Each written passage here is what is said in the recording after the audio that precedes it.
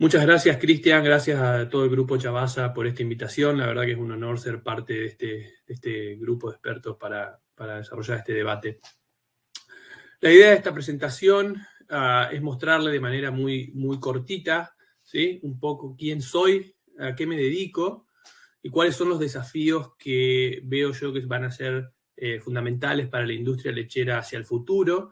Y que parte de estos desafíos son desafíos actuales de la industria lechera en otros países, ¿no es cierto? Pero que se van a venir muy pronto en lo que es Sudamérica, ¿sí? Y la idea o el objetivo de mostrarle todo esto es ser un disparador para las preguntas, ¿no es cierto? Para generar un buen debate, una buena discusión de todos estos tipos de temas. Es necesario que ustedes, bueno, entiendan un poquito qué hago, a qué me dedico y cuáles son mis expectativas para que puedan tener preguntas y se pueda generar un buen debate. Bueno, en primer lugar, para todos los que no me conocen, yo nací en Carlos Pellegrini. Carlos Pellegrini le puede sonar muy familiar, obviamente, porque es el lugar donde se encuentra el grupo Chavasa, pero también es un lugar donde hay otros personajes muy conocidos, como el doctor Oscar Garnero, uno de los padres de la lechería de nuestro país, un gran profesor, uno de los primeros egresados de la Facultad de Ciencias Veterinarias. También otras cosas importantes de Carlos Pellegrini puede ser el Club Americano. Hay dos clubes, uno es el Gran Club Americano, el otro es un club medio chiquito, no me acuerdo bien el nombre, donde iban Cristian y Cristóbal a entrenar. De ahí, cuando llegué a los 18 años y terminé la secundaria, me fui a estudiar veterinario a la Facultad de Ciencias Veterinarias de la Universidad Nacional del Litoral, en Esperanza, donde hice toda mi carrera de médico veterinario y también posteriormente a eso mi maestría con orientación en producción de rodeos lecheros. Es el lugar donde trabajé también durante 4 años como profesor de heterogenología y he desarrollado investigación básica y aplicada en todo lo que es el área de reproducción, ¿sí? Gracias a en parte el gran interés hacia la investigación hizo que decida hacer un doctorado en el exterior, ¿sí? Y decidirme a Estados Unidos a hacer mi doctorado en la Universidad de Cornell. La Universidad de Cornell está localizada en el estado de Nueva York, en el centro del estado de Nueva York. Es una zona muy bonita, con muchos bosques y lagos. Es donde desarrollé mi programa de doctorado y postdoctorado en áreas muy abarcativas como son reproducción, nutrición y salud, con un gran énfasis en el uso de tecnologías, por ejemplo, para detectar vacas enfermas, etc.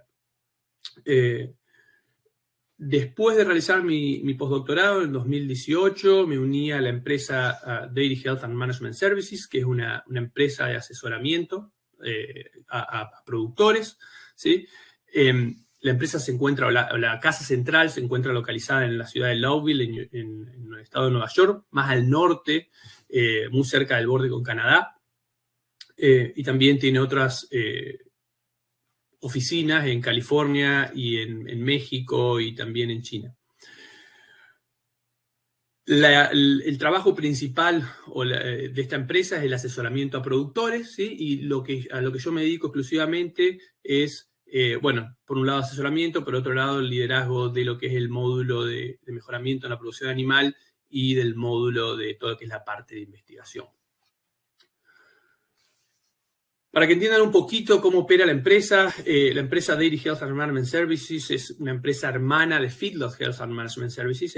Nosotros nos dedicamos pura y exclusivamente a lo que es lechería, Feedlot Health a todo lo que es producción de carne, ¿sí?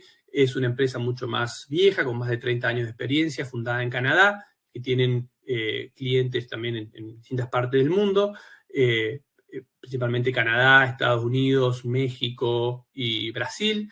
Y lo que es la parte de lechería, los clientes están más localizados en lo que es Nueva York, Vermont, Colorado, Idaho, California, pero principalmente California y Colorado, dentro de lo que es Estados Unidos. Y bueno, un gran grupo de clientes en Nueva York, que es donde tenemos la casa central.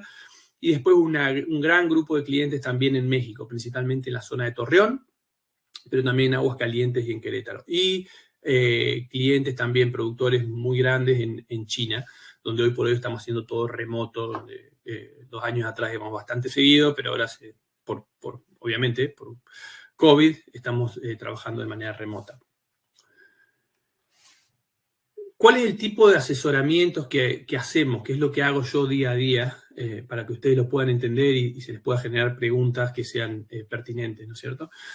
El tipo de asesoramiento es lo que se llama asesoramiento basado en datos, tanto nosotros como Field of Health, esa es la filosofía de la empresa, y está basado en dos pilares fundamentales. Por un lado, todo lo que es el servicio de consultoría en distintas áreas, ya sea salud animal, reproducción, nutrición, mejoramiento de la producción, y por otro lado, todo lo que es investigación, ¿sí? Y basado como parte central en todo lo que es colección, análisis y monitoreo de datos, con todos los software que hay en los tambos hoy por hoy.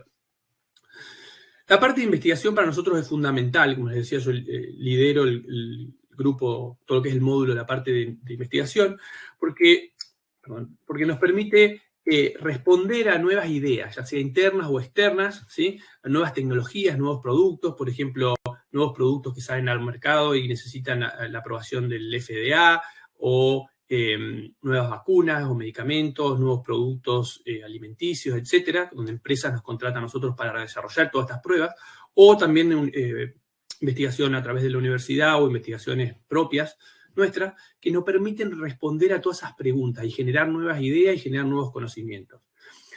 Pero para nosotros lo más importante en esos conocimientos son todos los que son los resultados de impacto económico para los tambos, ¿sí? Porque nuestros clientes finales son los productores. Entonces nos interesa conocer lo que es morbilidad y mortalidad, eficiencia de conversión, producción de leche, reproducción. Y no solo si hay un impacto en eso, pero también a través de modelos bioeconómicos entender si ese impacto es suficiente como para pagar por el extra costo que requiera la implementación de esa nueva tecnología. Todos esos nuevos conocimientos generan modificaciones a nuestros módulos actuales, a nuestras recomendaciones actuales en toda nuestra área, y por lo tanto se genera un círculo continuo de generación de conocimientos. Y esa es la forma en la que operamos y trabajamos con los productores, diciendo simplemente no sabemos todo, pero no somos el típico consultor que va y le da todas las recomendaciones porque sabemos todo lo que dice el libro, sino que lo que hacemos es no sabemos, pero tenemos los instrumentos para tratar de responder a todas esas preguntas y mejorar día a día.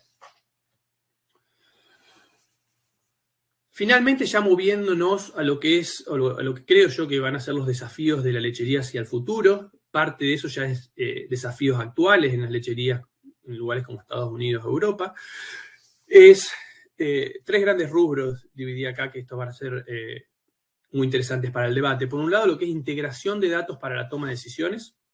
Por otro lado, lo que es la reducción del uso de antibióticos. Y por otro lado, lo que es impacto ambiental y bienestar animal. Y ahora voy a explicar un poquito cada uno de esos. Desde el punto de vista de la integración de datos para la toma de decisiones, ¿sí?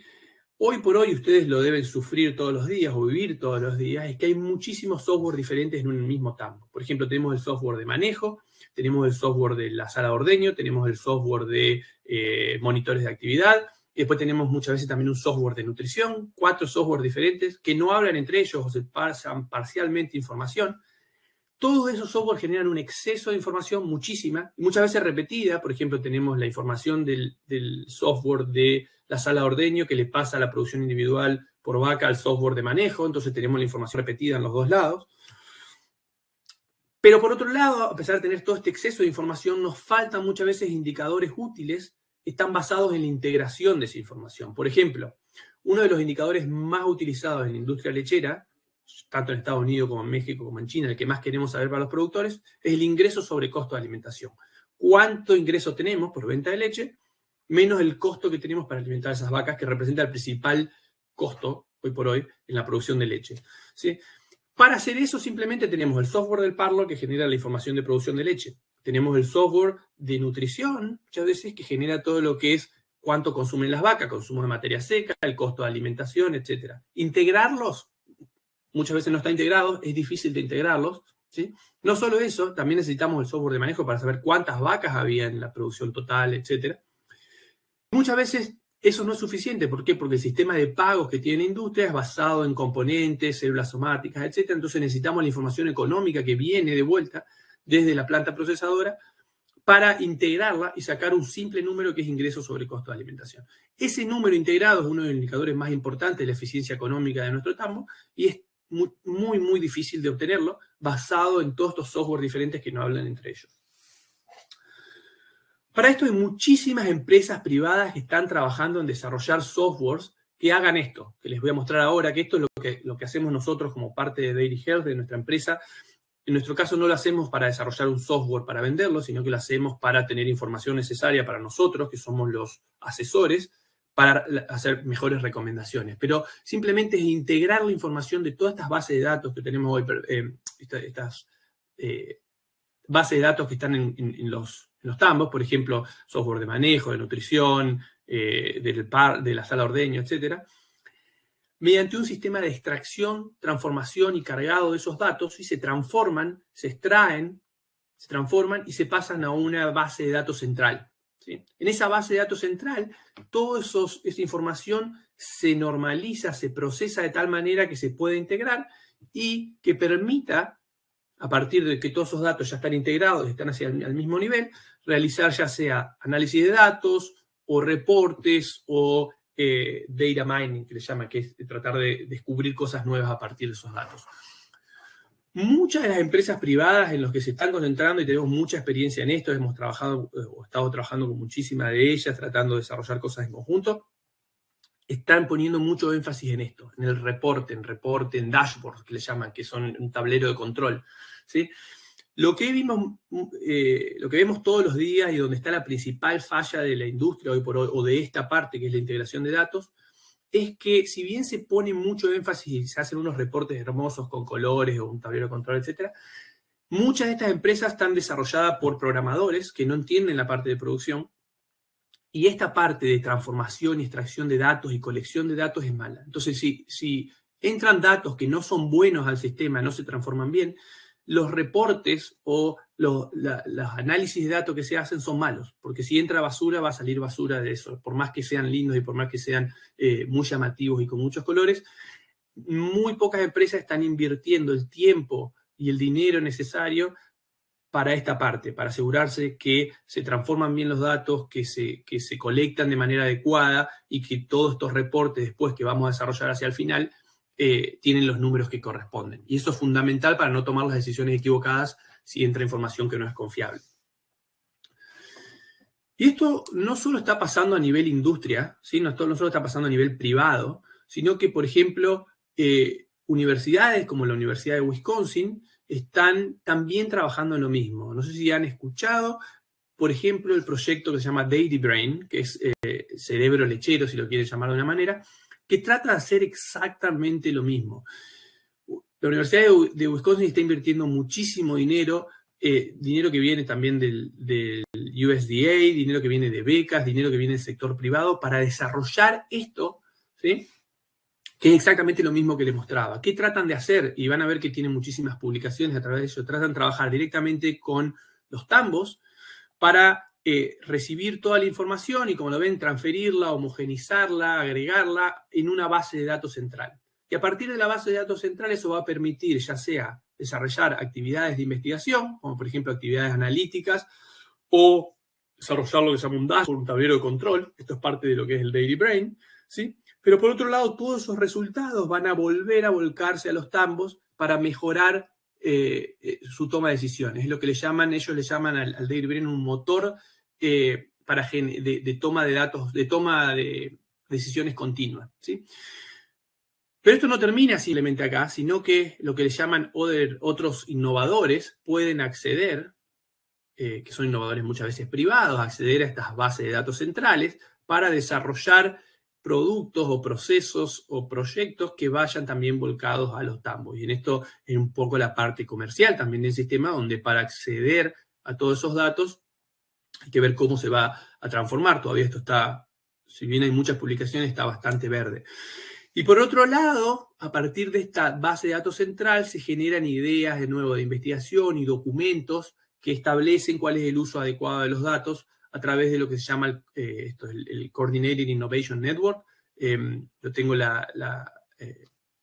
honor de ser parte de este grupo que se llama CIN, C-I-N, que es de nuevo una red de de expertos, ya sea privada, que esté en el sector privado o público, que colaboran con el Data Brain para establecer cuáles son las políticas más adecuadas, cuáles son los lineamientos a seguir, qué se debería hacer con los datos. Hoy uno de los grandes problemas, o uno de los grandes debates en la industria lechera de Estados Unidos es quién es el dueño de los datos. ¿El dueño de los datos es el productor que los genera o el dueño de los datos es la empresa que está vendiendo el software y que accede a esos datos? Y hay un área hay un intercruzamiento o un área bastante gris en eso, porque, por ejemplo, algunas de las empresas privadas muchas veces lo que dicen que el dueño del dato en sí es el productor, pero todo lo que se transforme a partir del dato es la empresa. Por ejemplo, la fecha de parto es un dato del productor, pero los días en leche, que es un cálculo entre el día de hoy y el día que parió la vaca, es un cálculo que pertenece, esa información pertenece a la empresa que lo calculó porque es un cálculo, no es parte del productor. Entonces,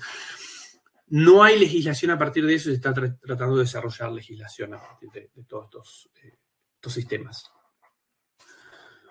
Por otro lado, ya moviéndonos al segundo punto que le mencionaba, es la reducción del uso de antibióticos. Hoy por hoy hay una gran presión en la industria, la resistencia a antibióticos representa obviamente una gran amenaza para la salud humana. Ciertas revisiones han establecido que puede contribuir hasta 10 millones de muertes por año para 2050, si no se implementan cambios al respecto, ¿sí? Y por lo tanto hay una fuerte presión para reducir el uso de antibióticos en el sector lechero, muy, muy grande. Tan grande que yo les muestro parte acá de informes de la Unión Europea, donde a partir del año que viene, en 2022, se prohíbe el uso profiláctico de antibióticos. Y si bien no está establecido exactamente qué significa el uso profiláctico, no hay recomendaciones específicas, es muy general, es muy abarcativo, ¿sí? La idea es que no se puede tratar una vaca a no ser que esa vaca necesite un tratamiento con antibióticos, ¿sí? Y en esto se empieza a hacer un poquito de eco lo que es el secado de vacas. ¿Por qué? Porque uno de los dos principales usos masivos de antibióticos en los tambos son, por un lado, el secado de vacas con antibióticos. Toda vaca que se seca se trata con antibióticos, ¿sí? Esto es claramente profiláctico. Por un lado es para tratar, porque es el mejor momento donde responden a las mastitis subclínicas, pero por otro lado también es profiláctico para evitar mastitis. Y por otro lado es el tratamiento de antibióticos con mastitis, principal enfermedad que requiere antibióticos en los tambos, ¿sí? Ha habido muchísimos estudios, se está impulsando muchísimo todo esto, empezando en Europa, siguiendo en Estados Unidos, y se está haciendo cada vez más masivo, ¿sí? El uso, por un lado, de lo que es el secado selectivo de vacas. Hoy por hoy, la mayoría de nuestros clientes de Estados Unidos realizan estos secados selectivos de vacas y lo estamos tratando de imponer en México. En México es muy difícil, pero lo estamos tratando de imponer. ¿Qué significa el secado selectivo de vacas? Significa solamente secar con antibióticos selectivamente. No se hace terapia a todas las vacas, se le pone antibióticos, sino que se hace simplemente antibiótico a la vaca que lo necesita. Y ha habido muchos estudios para establecer cuál es la vaca que lo necesita. Por ejemplo, los países nórdicos, Suecia, Dinamarca, etcétera, Holanda, eso lo están haciendo durante muchos años que vienen haciendo eso. Hoy por hoy en Europa, a partir de 2022, esto se va a imponer. En España están realmente preocupados, sabiendo que a partir del año que viene no se puede más secar a las vacas con antibióticos, a todas las vacas con antibióticos, sino las vacas que lo necesiten.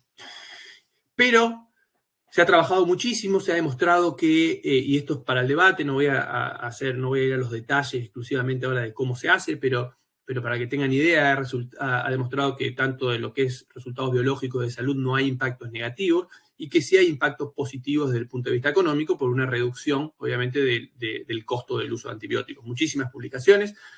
Tanto así, tan masivo se está haciendo que, por ejemplo, en Dairycom ya hay una aplicación que se puede usar y donde están estos parámetros son el default de Dairycom para que lo que es secado selectivo de vacas, pero se pueden también modificar el gusto de cada productor, ¿sí? En Estados Unidos, hoy por hoy, esto no está impuesto, ¿sí? Y lo que se está tratando de hacer, por ejemplo, New York Farm Viability, que es una asociación de productores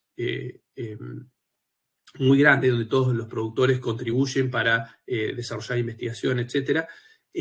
Por ejemplo, nosotros tenemos dos becas del New York Farm Viability Institute para promover la implementación de esto, del uso de antibióticos. Estamos yendo a tambos a desarrollarlo, a ayudarles a implementarlo y a hacer un seguimiento. ¿Por qué? Porque lo que quieren hacer la industria lechera de Estados Unidos, por lo menos, es ser líder y ser los que toman la iniciativa en la reducción del uso de antibióticos. Porque saben que en algún momento se va a imponer, si no lo hacen, y prefieren ser ellos los que, el productor lechero, la forma en que lo están tomando es que prefieren que el productor lechero sea el que le da respuestas al consumidor, el que está tratando de mejorar, el que está tratando de responder a los cambios en la industria, a diferencia de hacerlo cuando se imponga porque se estaban, para el consumidor, haciendo mal las cosas. Están tratando de tomar la iniciativa, tratando de que los productores lo empiecen a implementar cada vez mejor y más productores que lo estén haciendo.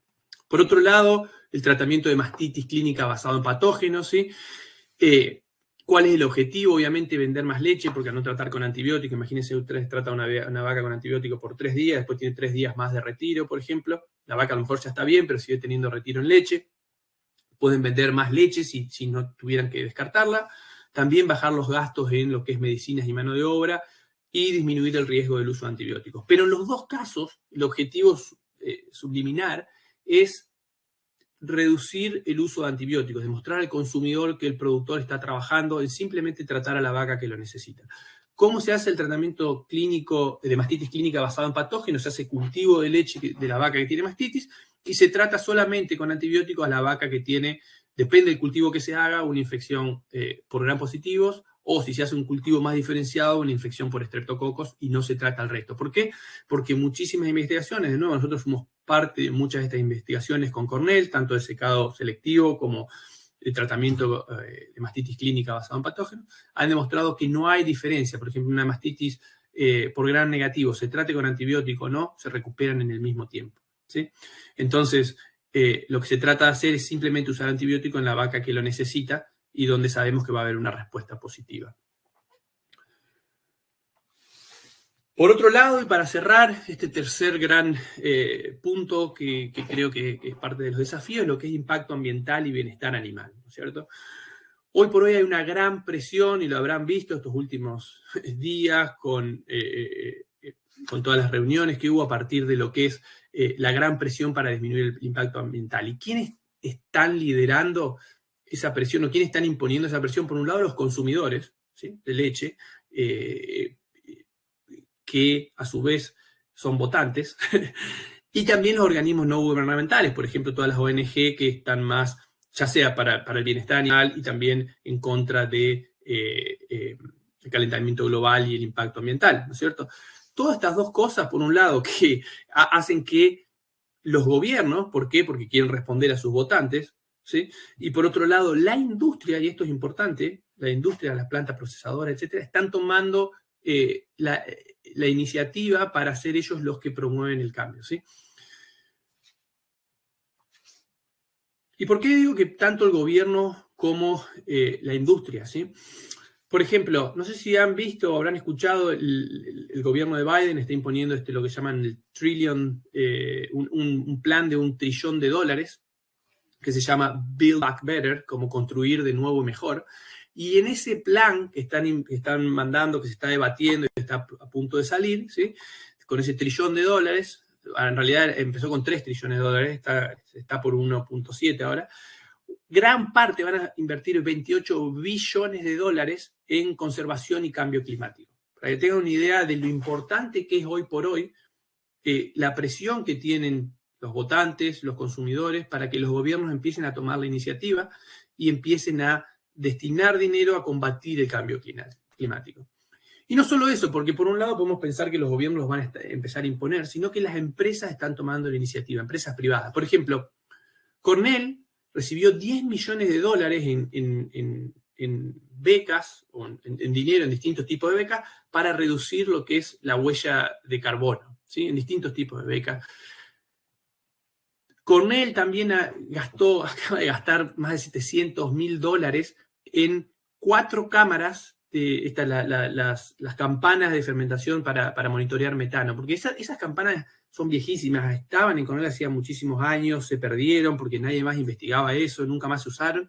Hoy por hoy están invirtiendo $700.000 para desarrollar todo de nuevo, generar toda esta inversión de nuevo, donde muchas empresas privadas pusieron gran parte del dinero, ¿sí?, para estudiar más, hacer mucha más investigación en lo que es metano y gases de efecto invernadero. Por otro lado, también desde el punto de vista no privado, ¿sí?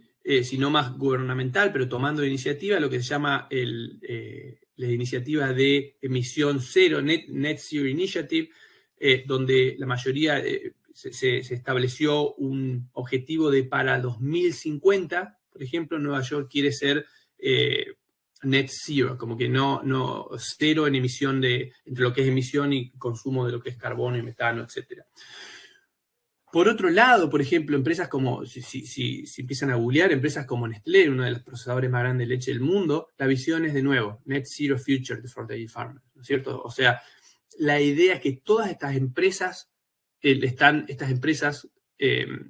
procesadoras que responden al consumidor, a la demanda del consumidor, están empezando a imponer al productor mejoras, ¿sí? Y a venderse como una empresa que está tratando de hacer algo por el cambio climático.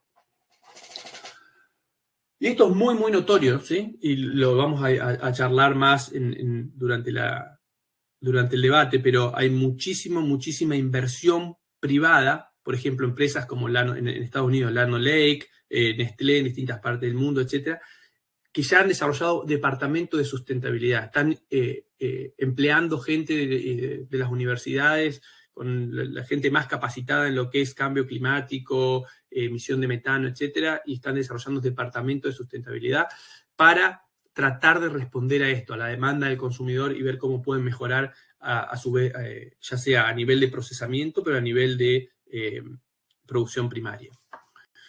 Bueno, el mensaje final de esta charla, y de nuevo dejarlo abierto para el debate, es que esto es lo que yo creo, que por un lado los mismos productores, nosotros, ¿sí? Somos los que tenemos que tomar el liderazgo para promover estos cambios, ¿sí? Tenemos que demostrar a los consumidores que estamos trabajando en pro de una agricultura sustentable. No tenemos que esperar a que estos cambios sean impuestos por regulaciones, como está pasando hoy, por ejemplo, en España, que hay muchísimos productores que van a hacer, que a partir del año que viene van a tener, por ejemplo, que dejar de secar vacas con antibióticos y no están preparados para hacerlo. ¿Por qué? Porque si esperamos que estos cambios sean impuestos por regulaciones, va a generar, en primer lugar, una desconfianza por parte del consumidor. ¿Por qué? Porque estábamos haciendo mal las cosas. Por eso tuvieron que regular para que cambiemos, ¿sí? Y por otro lado, va a generar fallas en la adopción. ¿Por qué fallas en la adopción? Porque los productores no vamos a estar preparados para realizar ese cambio de manera rápida. Por eso tenemos que trabajar todos juntos como sector, ¿sí? Para demostrarle al consumidor, a la gente que toma leche todos los días o que come queso, que la industria lechera, que el sector lácteo está trabajando para mejorar no solo en lo que es reducción de antibióticos, en sustentabilidad, sino también en bienestar animal, ¿sí? Y toda la parte de incorporación de tecnologías está ligado en parte a eso, a cómo podemos usar estas tecnologías para demostrarle al consumidor, primero para mejorar en primer lugar y segundo para demostrarle al consumidor que la industria lechera es el que está tomando la iniciativa y no es una imposición que viene por parte de manera regulatoria por los gobiernos. Bueno, eso es todo. Muchas gracias y de nuevo abierto para el debate y para todo tipo de preguntas. Muchas gracias.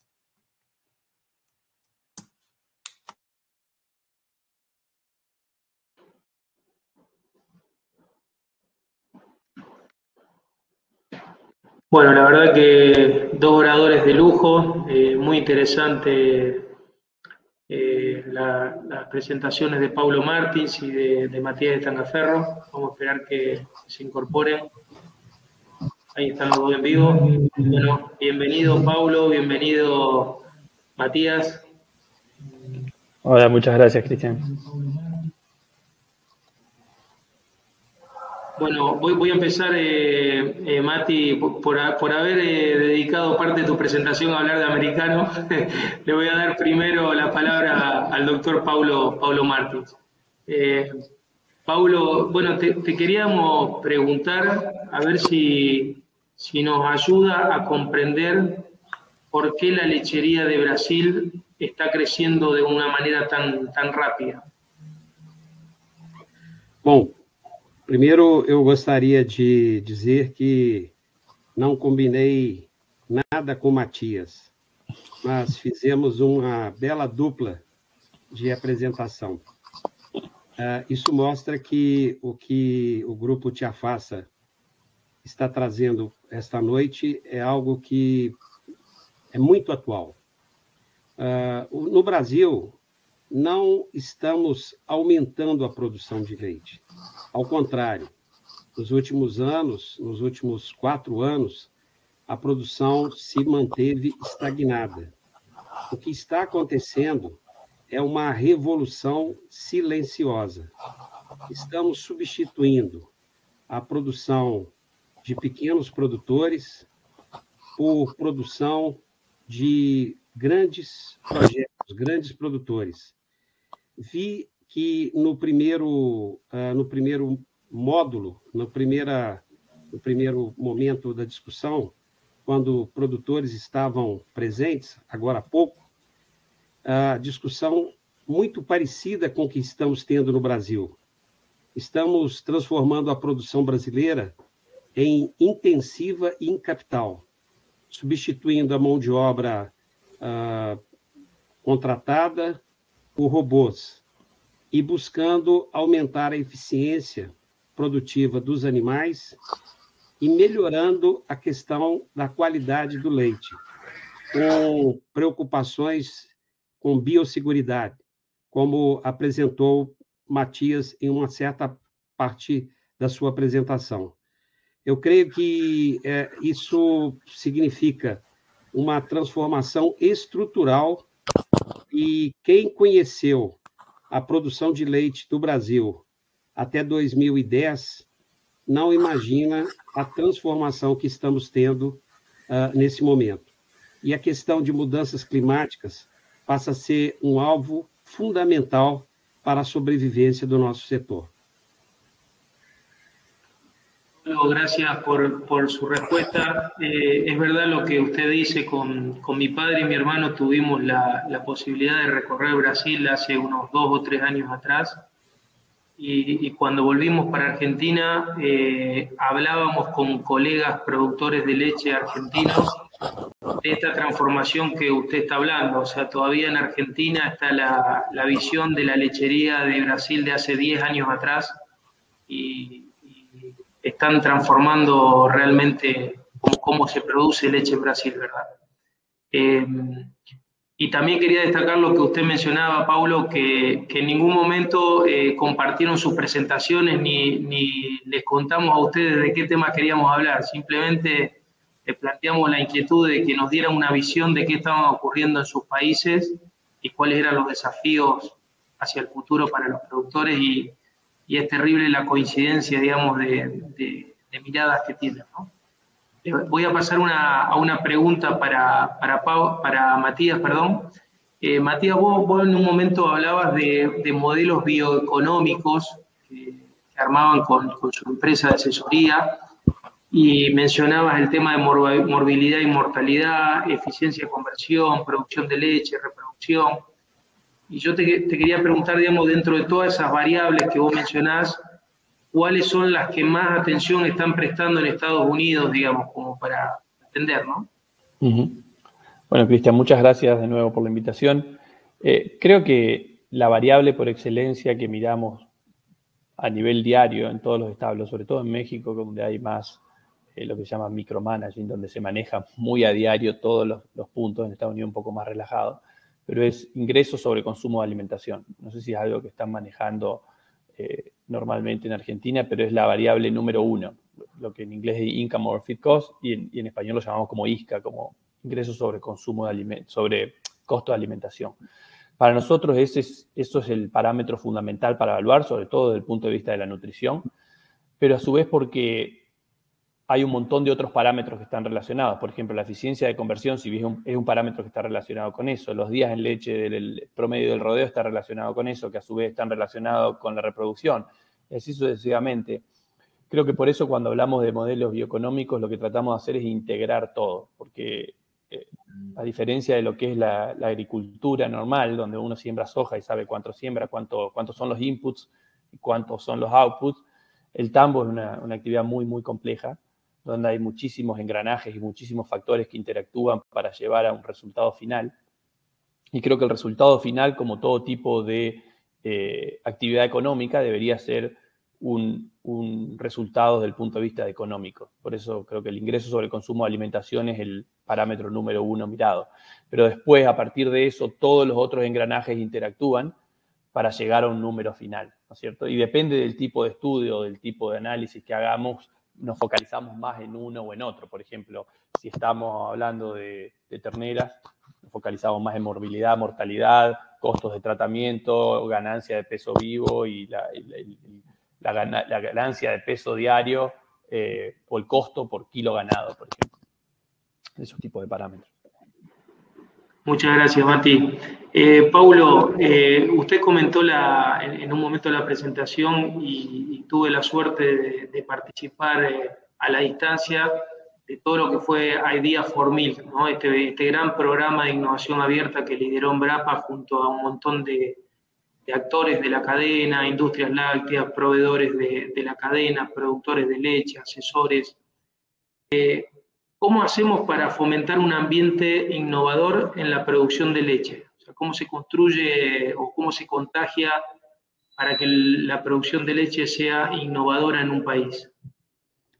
Eu creio que vocês têm um ponto de referência importante, que é o setor produtivo, interessado em promover transformações. Creio que vocês têm um limitador, e me permita dizer isso sem entenderem que é uma interferência interna, mas creio que as políticas de governo na Argentina desestabilizam processos de inovação. Acredito que o processo tem que se organizar na Argentina pelo lado mais dinâmico, que não me parece ser a Universidade Argentina, me parece ser os produtores. Alguém tem que começar o processo, alguém tem que contactar os agentes. E quando contactamos os agentes, percebemos que há uma imensa vontade de promover a transformação. É como num baile, alguém tem que chamar as pessoas para dançar. Se não há essa iniciativa, não há como fazer um grande baile. No Brasil, começamos pela Embrapa e rapidamente houve uma adesão de produtores, da universidade e das empresas. Eu creio que procurar as empresas de tecnologia de informação é algo fundamental, mas ir até as universidades e conversar com os jovens, porque eles querem a transformação. Eles sabem que esse modelo de emprego que minha geração teve não existe mais. E sabem que, mesmo sendo trabalhadores numa empresa, eles terão que ter atitudes de donos. Alguém deve começar, mas que não seja o governo. E não entendam que aqui há uma posição ideológica, há uma posição factual.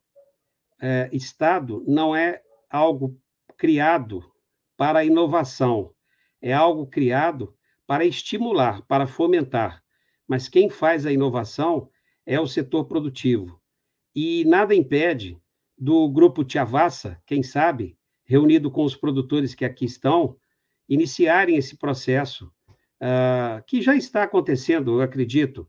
Eu conheço startups interessantes da Argentina, mas é preciso dar uma condição institucional. Precisa ter alguém que puxe a fila. E o setor de produção argentino, que eu acompanho há 30 anos, é o lado dinâmico da sociedade argentina. É por aí que eu creio que deva acontecer. Muchas gracias, Paulo, por tu respuesta. Me voy a tomar 30 segundos nomás para redondear en español, por si alguien perdió un poco el planteo, pero el doctor Paulo Martín lo que está planteando es que aquel que lidere o que genere un ambiente innovador para un sector tiene que ser el sector más dinámico. Y él, después de trabajar o conocer hace 30 años a productores agropecuarios de Argentina, él cree que los productores son quienes podemos liderar este cambio, y básicamente lo que tenemos que hacer es juntar a los agentes que conforman el sector y digamos, alinear a estos agentes detrás de un objetivo, y muchas veces, digamos, el Estado es quien estimula a un sector, pero no es quien genera o provoca o busca el cambio. Así que, bueno, creo que más o menos sinteticé la idea, Paulo, no sé si está de acuerdo. Un poco en línea con lo que comenta Paulo, Matías, ¿cuál crees que es la formación que faltaría reforzar en los establecimientos y en las universidades para estar preparado, digamos, a todos estos desafíos que ustedes mencionaron en sus charlas que tenemos, digamos, de cara al futuro para seguir produciendo leche, ¿no? Para que el consumidor nos apruebe como una opción viable de alimentos? Exacto, gracias, Cristian. En primer lugar, quiero aclarar, porque estoy leyendo un poco las preguntas en el chat, que yo no estoy a favor del cambio climático, o no es que creo que las vacas contribuyan al cambio climático, etcétera. No estoy promoviendo eso. Lo que estoy diciendo es que como industria, lo primero que tenemos que hacer es enfrentar esa realidad. La realidad es que la gente está cada vez más empujando hacia eso, ¿sí? Por ejemplo, tenemos un ganador de un premio Oscar que sale a decir que a las vacas las explotamos y las inseminamos para nosotros poder tomar la leche que debería ser para su ternera, ¿no es cierto? Eso llega a miles de millones de personas cada día. Los grupos en general que están impulsando esto suelen hacer mucho ruido. ¿Qué hacemos nosotros como industria? Nosotros podemos hacer catarsis acá y entre nosotros decir, no, si no contaminamos, ¿por qué la gente piensa eso? Pero creo que idealmente lo que tenemos que hacer primero es escuchar al consumidor, porque ellos son los que van a consumir nuestro producto, si no vamos a terminar sin producir, ¿sí? Y por mí yo quisiera vender la mayor cantidad de leche posible, no porque creo que por el negocio, sino también porque creo que es un producto espectacular desde el punto de vista nutricional.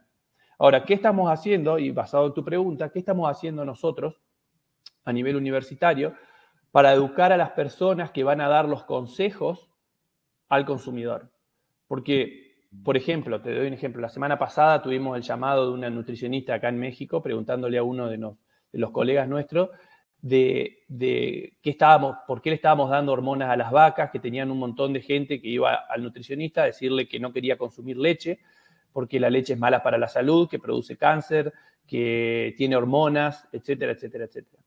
¿Okay? La nutricionista nos llamó a un veterinario, colega nuestro, para preguntarle eso porque ella ni siquiera sabía qué contestar acerca de eso. ¿Okay? ¿Qué estamos haciendo nosotros como industria? Tal vez, ¿qué esfuerzo estamos haciendo? Ya sea como industria o a nivel, o sea, como productores o a nivel país o a nivel universidad, ¿qué estamos haciendo para educar a los nutricionistas y a los médicos, que son los principales consejeros de la gente, acerca de la importancia del consumo de lácteos para la salud? De la importancia de un producto que tiene muchísimas vitaminas, muchísimos minerales, una concentración de minerales como no tiene ningún otro producto, y lo queremos comparar con la producción de un jugo de almendras, porque no es leche, porque no es el producto de la glándula mamaria, pero podemos nosotros enojarnos y estar en la discusión de por qué lo llaman leche y pelear por eso, o podemos tomar la otra iniciativa y tratar de educar a la gente de por qué es un producto muy alto en azúcares, que tiene proteína pero que no tiene los minerales, son agregados, ¿sí? Tiene un montón de desventajas con respecto a la leche natural. Entonces, creo que desde el punto de vista de a dónde vamos a meter nuestra producción o hacia dónde va nuestra producción a futuro, tenemos que pensar en cómo vamos a difundir nuestro mensaje. ¿Quién es el target? ¿Quién va a recibir ese mensaje? ¿Y cuál es la mejor forma de hacerle llegar ese mensaje? Porque yo lo he visto y lo veo todo el tiempo en Estados Unidos. Vamos a las reuniones donde somos todos consultores y productores, etcétera, y traen al mejor expositor del mundo hablando de las ventajas de la leche, de por qué tenemos que consumir leche y de por qué, por ejemplo, la producción de leche no tiene un impacto ambiental tan alto como lo calculan los documentales que lo muestran en Netflix, ¿no es cierto? Ok, perfecto. a mí no me tienen que convencer de consumir leche. Esa persona, ese speaker de excelencia debería estar en una escuela donde están los chicos, ¿sí? Debería estar en un grupo de padres, debería estar en una escuela de nutrición. De hecho, nosotros queremos traer ahora acá a México y juntar todos los nutricionistas para dar una charla con un experto en nutrición y en los efectos saludables de consumir leche. Porque queremos que el impacto tiene que ser a través de la persona, no nosotros, porque a nosotros no nos van a creer, porque supuestamente estamos sesgados, porque queremos vender nuestro producto, pero desde el punto de vista convencido de que tenemos un producto de excelencia. Eso por el lado de lo que es el impacto ambiental, de lo que es hablábamos de resistencia a antibióticos, etcétera, o gente que no quiere consumir leche porque la leche tiene antibióticos. No hay un producto más seguro y libre de antibióticos que la leche, con todos los controles que hay. Entonces tenemos que educar a la gente para eso. ¿Quién lo va a educar? ¿Lo vamos a educar nosotros o lo tiene que educar las personas encargadas de recomendar la nutrición, como es un nutricionista, como es un médico, etcétera? Desde el punto de vista a nivel interno, creo que lo que necesitamos es, de nuevo, hoy por hoy, las granjas, a medida que van pasando de medianas, pequeñas, medianas a grandes, el principal problema es que llevaban todo en una planilla de Excel y hoy por hoy se les hace un desmadre tener que llevar listado de vacas para esto, tratamientos, protocolos. Creo que la automatización, el uso de software, entender la tecnología y después simplemente implementar. No necesitamos tener el personal más capacitado, necesitamos tener un personal que sea capaz de ejecutar lo que tenemos, el uso de esa tecnología que nos permita generar listas de acción, ¿sí?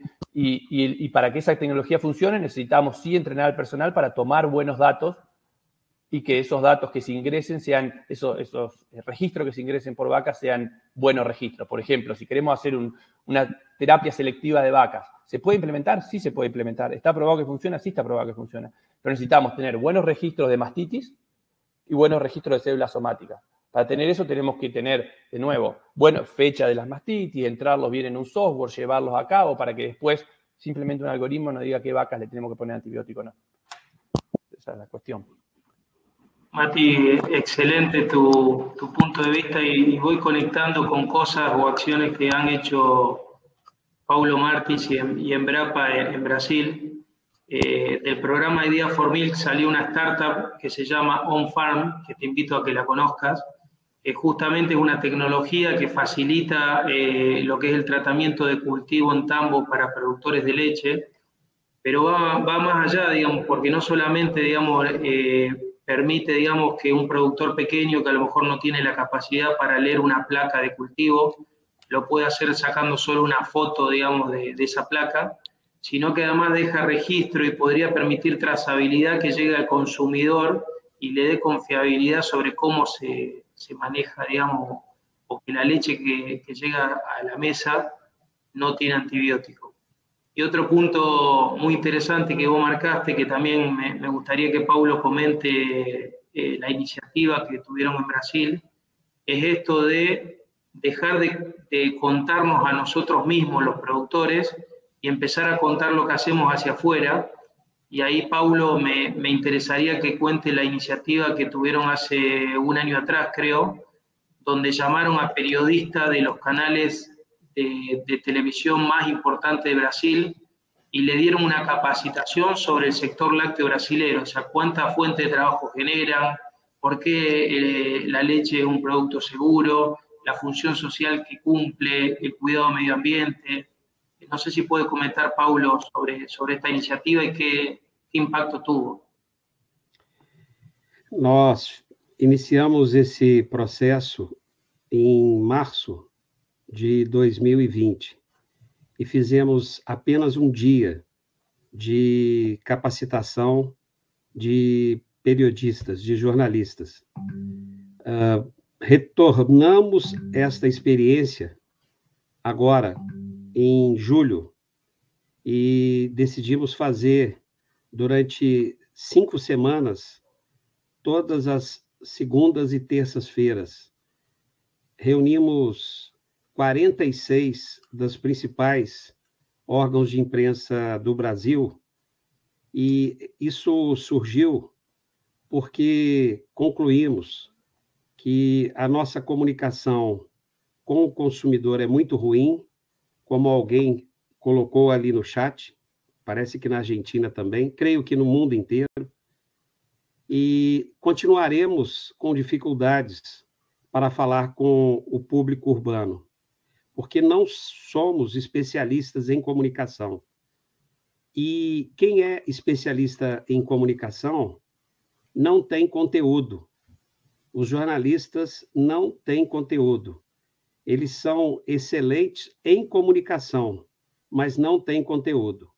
Quando eles buscam conteúdo no professor, no pesquisador, no produtor, essa comunicação entre quem tem o conteúdo e quem faz a comunicação, ela não é boa, por falta de conhecimento. Então, decidimos promover essa capacitação de 10 noites, e isso foi profundamente gratificante para todos nós, porque melhorou a qualidade do que dizem sobre o setor e, por outro lado, facilitou para os jornalistas, porque passaram a ter ponto focal, ponto de referência em relação a diferentes assuntos. Eu creio que é uma iniciativa que precisa continuar a se reproduzir e precisamos ter uma segunda etapa, que é conversar com os influencers das redes sociais. Há uma experiência bem-sucedida, mas descontinuada no Brasil, feita pelo movimento Beba Mais Leite. Eu creio que isso é fundamental, porque há um conjunto substancial de jovens falando de alimentos sem conhecer como os alimentos são gerados. E, no caso do leite, isso é profundamente grave, porque há uma noção generalizada que torturamos vacas para produzir leite. Isso, naturalmente, não é verdade. Muy bueno el testimonio, Paulo. Bueno, la verdad que ya van 2 horas 35 minutos de webinario. Vamos a ir con las últimas preguntas acá del público. Ana Strapini pregunta, supongo que Mati nos puedes comentar, ¿qué estrategias están usando para reducir el uso de antimicrobianos en terneros? Muy buena pregunta. Se están usando muchas cosas, pero en general lo que tratamos de hacer es, hay ciertos promotores de inmunidad que están actualmente, hay muchísimos, no sé si habrán visto en Argentina y en otros países, pero cada vez hay más productos que no son antibióticos, no son un modulador, son un aditivo alimentario que pueden mejorar la inmunidad, como levaduras, ese tipo de cosas. Eso, por un lado, si bien hay muchos estudios, todavía falta demostrar bastante más el gran impacto que tendría en la reducción de enfermedades y por consiguiente en la reducción de antibióticos. Por otro lado, lo que tratamos de hacer, por lo menos con nuestros clientes, lo que tratamos de implementar, tanto en Estados Unidos como en México como en otros lugares, es terapia de sostén como primer medida. Entonces, muchas veces lo que vemos en muchos establos, y depende mucho de los estambos, ¿no? Pero en muchos estambos lo vemos que la ternera tiene un poquito de diarrea y ya enseguida se la ponen antibióticos. Lo que hacemos como primer medida es fluidos, hidratación. Hemos reducido la cantidad de antibióticos casi en un 30-40%, simplemente de diarreas que son diarreas leves que con fluidos se recuperan solas y no necesitan uso de antibióticos. Son los dos principales motivos, ¿no es cierto? Y después mucho manejo para evitar enfermedades infecciosas como neumonía y diarrea, todo lo que es manejo, limpieza, potación, todo lo que sea reducir enfermedades, ese tipo de enfermedades. Pero no hay, como estamos haciendo en las vacas lactantes, tratamiento selectivo o ver qué tipo de bacteria y tratar, es más tratamiento general, ¿no es cierto?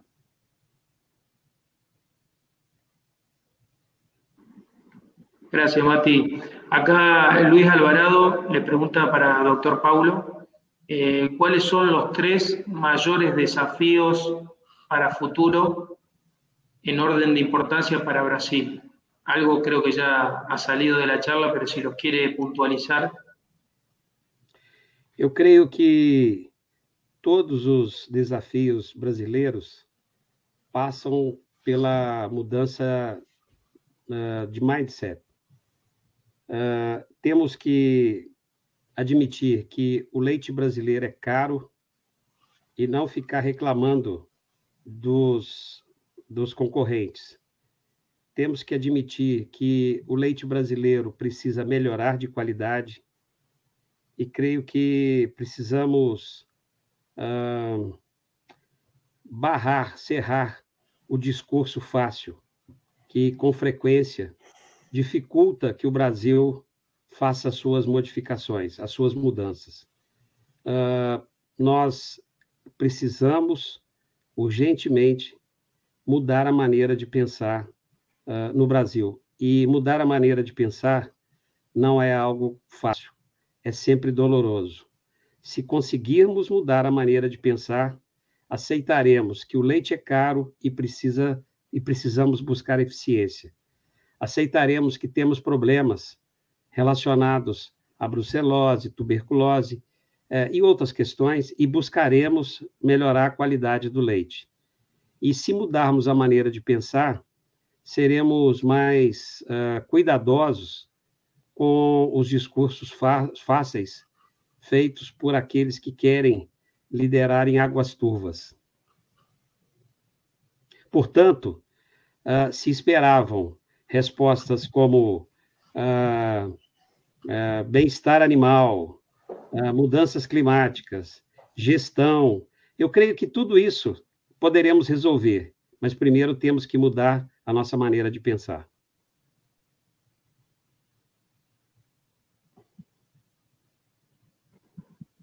Bueno, muchas gracias, Paulo, por tu sabiduría y tus reflexiones siempre. Gracias, Mati, también por acercarnos un poco la visión que también vos tenés desde el lado de la investigación y la asesoría. La verdad que fue un panel, a mi entender, muy rico. Y vuelvo a repetir la coincidencia que hay en la mirada que tienen desde dos realidades distintas, dos países distintos. Bueno, la verdad que hace que uno refuerce la idea sobre las cosas que tiene que replantearse. Así que bueno, me despido de ustedes. Pasaron ya 2 horas 40 desde que arrancamos. La verdad que el público muy interesado. Y bueno, muchas gracias por todo y nos veremos en la próxima. Un abrazo grande. Muchas gracias. Gracias.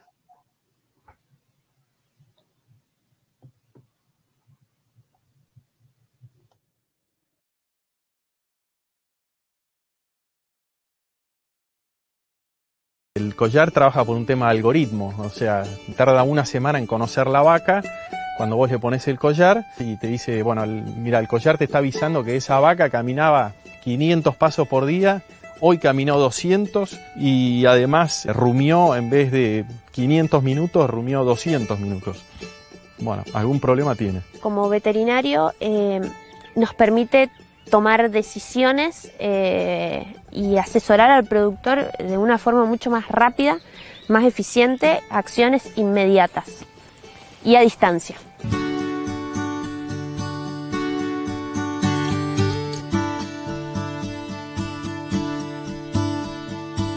Es una herramienta que te ayuda en cada trabajo, ¿no? Si en la nutrición, si en la reproducción. Hace a que tengamos un diagnóstico precoz de las enfermedades en la transición. Me sorprendió mucho lo certero que es el programa para indicarnos que un animal está enfermo. El collar detectó que la vaca empezó a sentirse mal.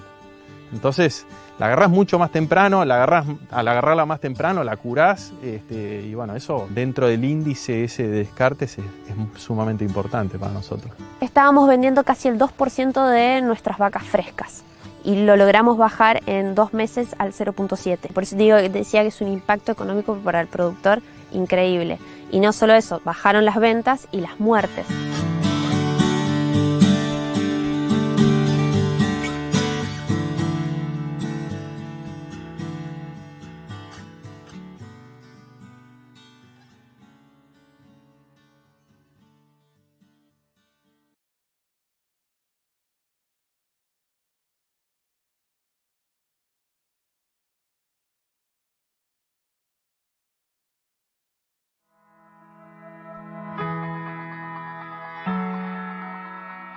Día a día es un desafío que uno tiene. Me gusta producir leche y quiero ver que las vacas expresen todo lo que tiene, y bueno, y uno acá lo puede lograr.